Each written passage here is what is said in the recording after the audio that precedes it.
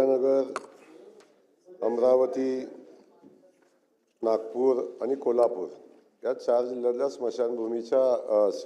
स्मशानभूमीविषयी प्रश्न विचारलेला आहे. सभापती महोदय, तसं अहिल्यानगर जिल्ह्यामध्ये साधारण 163 ग्रामपंचायती अशा आहेत की ज्यांना स्मशानभूमी नाही. तशी बाब गंभीर आहे. त्यासोबत आपण बघितलं अमरावती जिल्ह्यामध्ये 841 ग्रामपंचायती आहेत आणि त्यातल्या जवळजवळ 601 गावापैकी 357 गावांना स्मशानभूमी करता जागाच नाही आणि स्मशानभूमी 244 गावामध्ये स्मशानभूमी आहे. हे वास्तव तसं गंभीर आहे. कोल्हापूर जिल्ह्यामध्ये तीच परिस्थिती आहे. कोल्हापूर जिल्ह्यातल्या स्मशानभूमी नसलेल्या 150 ग्रामपंचायती आणि वाड्या वस्त्यांची गावे आहेत की ज्यांना स्मशानभूमी नाही. खास करून नागपूर जिल्ह्यामध्ये सुद्धा जवळजवळ 204 गाव आहेत की या 4 गावांना स्मशानभूमी नाही. म्हणजे सन्माननीय सदस्य महोदयांनी विचारलेला प्रश्न आहे. अनेक जिल्ह्यामध्ये स्मशानभूमीसाठी जागाच उपलब्ध नसल्यामुळे तिथं स्मशानभूमी बांधता येत नाही. काही ठिकाणी स्मशानभूमीसाठी जागा आहे पण स्मशानभूमी बांधलेली नाही.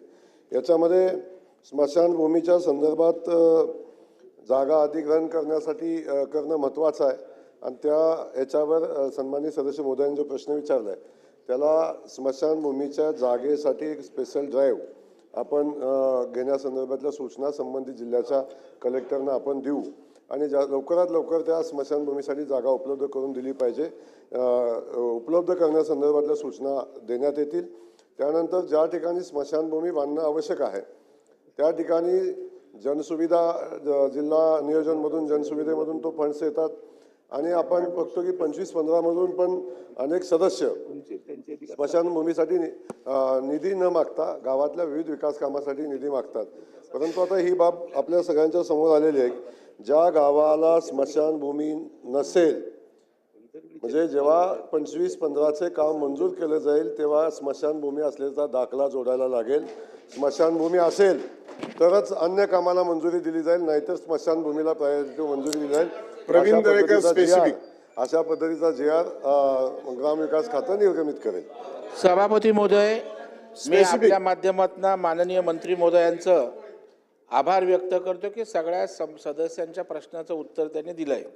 हा प्रश्न अहिल्यानगर, अमरावती, नागपूर, सर्व राज्याला लागू होईल असं एकदा सांगू. नाही, याच्यामध्ये सभापती महोदय माझं स्पेसिफिक मागणं आहे की हे बाकीचे जिल्हे झाले. कोकणामध्ये 80 ते 90% नाही महाराष्ट्र भाऊ माझ्या इकडचं सांगतो, थोडक्यात कोल्हापूर आहे याच्यात भाऊ. त्याच्यामुळे महाड आणि पोलादपूर तालुक्यात 90% गावांमध्ये स्मशानभूमी नाही. माझे आपल्याला रायगड जिल्ह्यातील महाड आणि पोलादपूर तालुक्यातील प्रायोरिटीवर हे स्मशानभूमी संदर्भात आपण आदेशित करणार का ते करावं अशी विनंती आहे. मंत्री महोदय, स्पेसिफिक आता सर्व महाराष्ट्राला हा तुम्ही सांगितलेला शासन निर्णय लागू होईल. बोला तुम्ही बोला. सन्माननीय सदस्य दरेकर साहेबांनी महाड आणि पोलादपूर मधल्या स्मशानभूमीच्या संदर्भातला प्रश्न उपस्थित केलेला आहे. सन्माननीय सदस्यांना मी आश्वस्त करतो की आपण जे प्रस्ताव या महाड आणि पोलादपूरचे द्याल त्या सगळ्या स्मशानभूमीला मान्यता देण्यात येईल. शशिकांत शिंदे, एकच स्पेसिफिक. ते महोदय, निदान माणसाला स्मशानामध्ये जाताना तरी त्याची सुविधा करावी एवढी राज्य सरकारकडून अपेक्षा आहे. आपण सांगितलेला त्यांनी प्रश्न विचारला त्या आपण उपलब्धता कुठून करता? जनसुविधामधून. प्रस्ताव आल्यानंतर तो जनसुविधेला खर्च देण्याचा कोटा जिल्ह्यामध्ये तरतूद केलेला फिक्स आहे. त्यामध्ये इतके प्रस्ताव येऊ शकत नाही. माझा स्पेसिफिक म्हणणं आहे जिथे जागा उपलब्ध आहे आणि आत्तापर्यंत स्मशानभूमी नाही अशा गावाचा तुम्ही महाराष्ट्रातला रोडमॅप तयार करणार का? आणि त्यासाठी विशेष अशा प्रकारचं पॅकेज तुम्ही देऊन त्या ठिकाणी महाराष्ट्रामध्ये निदान जाणाऱ्या माणसाची सुविधा करणारं सरकार एवढी तरी तुम्ही उपलब्धता करून देणार आहे का? मंत्री महोदय. सन्माननीय ज्येष्ठ सदस्य शशिकांत शिंदे साहेबांनी माणसाला किमान जाताना तरी व्यवस्थित गेला पाहिजे अशी व्यवस्था करण्याची संदर्भात भूमिका मांडलेली आहे आणि ती संधी सन्माननीय शिंदे साहेबांना पूर्वी खूपदा मिळालेली आहे पण ती व्यवस्था त्यांनी केली नाही.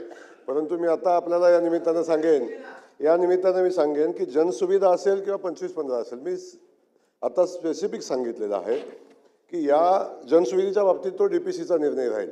परंतु 25-15च्या बाबतीत जो आपण विषय घेतलेला आहे, ज्या गावातनं स्मशानभूमी आहे असा दाखला येईल त्याच गावात वेगळं काम मंजूर केलं नाही तर स्मशानभूमी मंजूर केली जाईल. हे या निमित्ताने मी आपल्याला सांगितलं. एक रोडमॅप तयार करून कशा पद्धतीनं या सगळ्या गावांना जागा उपलब्ध करणं महत्त्वाचं आहे आणि त्यासोबत स्मशानभूमी उपलब्ध करणं गरजेचं आहे. त्यासाठी एक स्पेशल ड्राईव्ह आपण घेऊ आणि स्पेशल रोडमॅप तयार करून आपण काम करू. प्रश्न क्रमांक 3, 5400